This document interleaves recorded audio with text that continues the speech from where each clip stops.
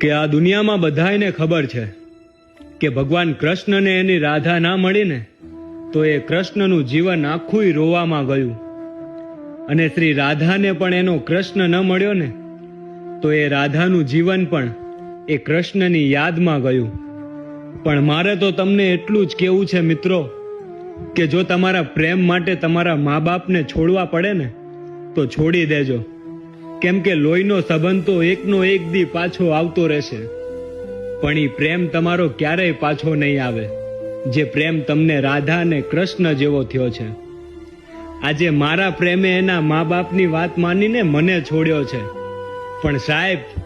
જેમ ભગવાન કૃષ્ણ રાધા માટે રોયો છે ને એમાં ધરતી ઉપર ભગવાનનો બનાયેલો જ માણસ એના પ્રેમને પામવા માટે રોયો છે.